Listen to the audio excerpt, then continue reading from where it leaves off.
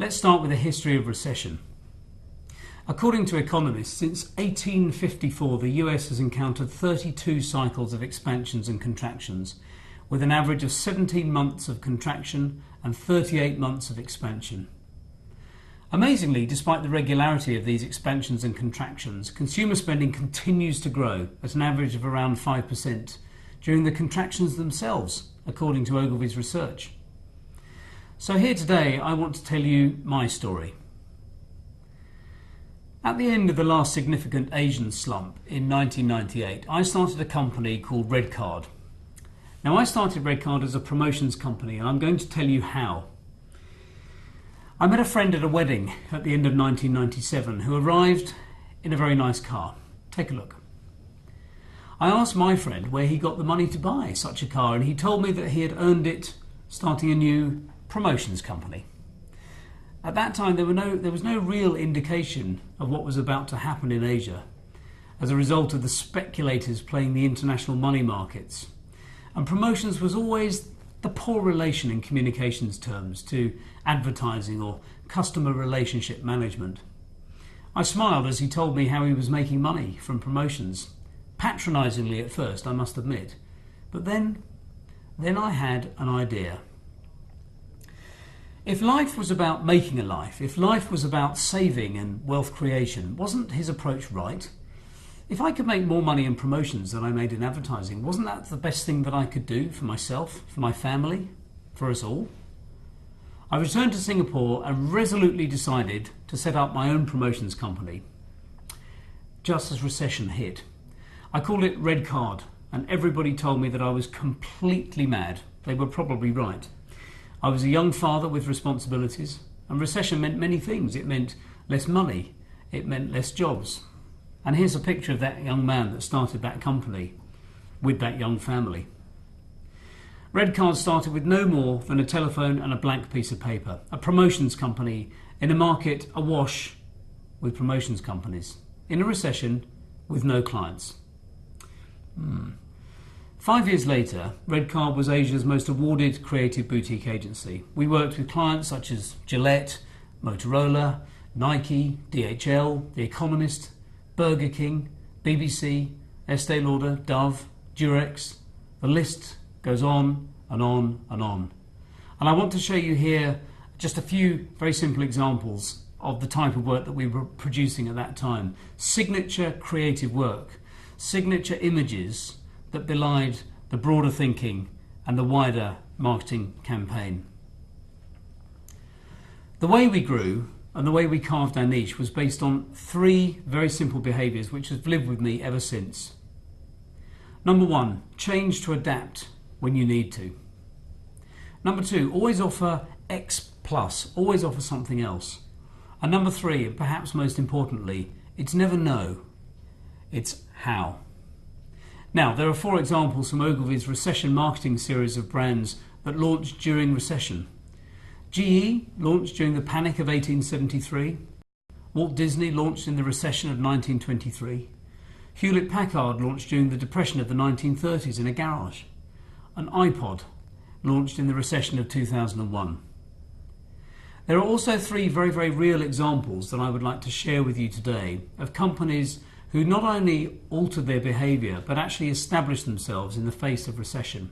Brands, I think, can learn a lot from these behaviours too, and I hope to share these with you today and see what we can get out of them. So number 1, change to adapt. If your brand is irrelevant, it simply won't sell. Brands have to be relevant to their environment, and a very good example of a brand that changed to adapt was Volvo. Now, there's a story here. Before 1993, Volvo's advertising strategy had focused on communicating reliability and durability, and most important, safety. However, it was felt that a new course was needed, emphasising driver enjoyment, and a campaign was needed to demonstrate the innate strength and safety of the car whilst making safety an exciting benefit rather than the staid reason to buy. The first brief that was given to the agency was actually rejected, as the company didn't have the cars to match their aspirations in the brief. But within 18 months, Volvo was back with a new product and a very new and exciting new ad. Take a look at this.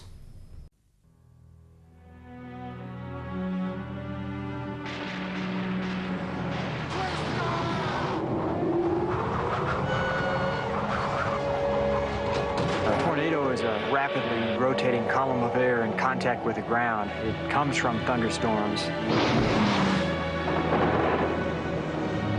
You've got to get yourself there in the exact spot that the tornado forms. Sometimes rain and hail wrap around this region and envelop it. We call that the bear's cage. And that's a very, very dangerous area to be in.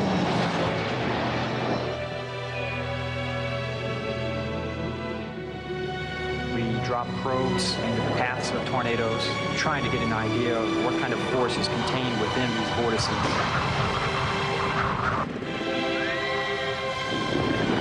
We hope to be able to forecast these storms better to save lives. Maneuverability is very important. It handles the road like it's on rails.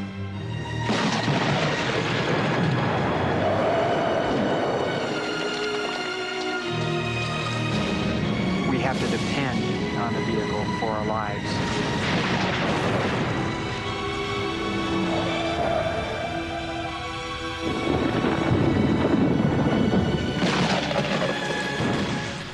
It was that commercial that changed the face of Volvo's fortunes.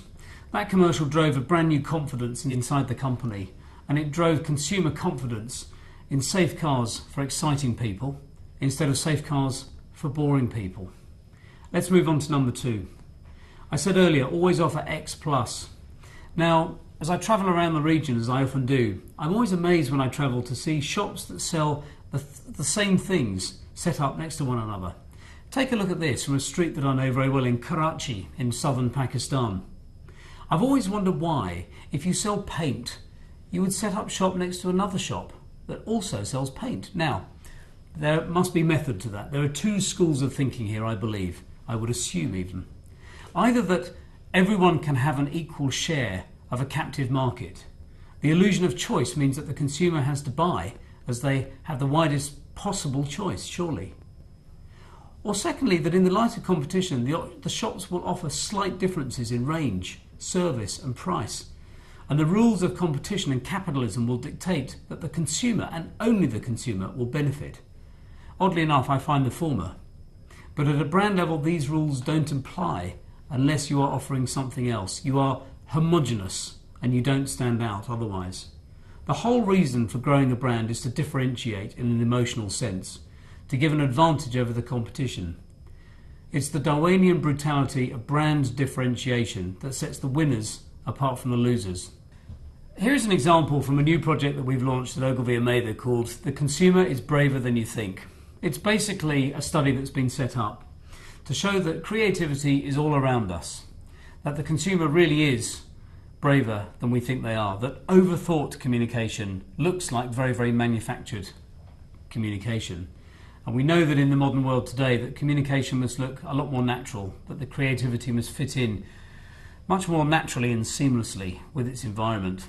And of course it is the consumer who we're speaking to, who is bombarded constantly by messages every day, that need to be able to interpret these messages in the most effective way possible.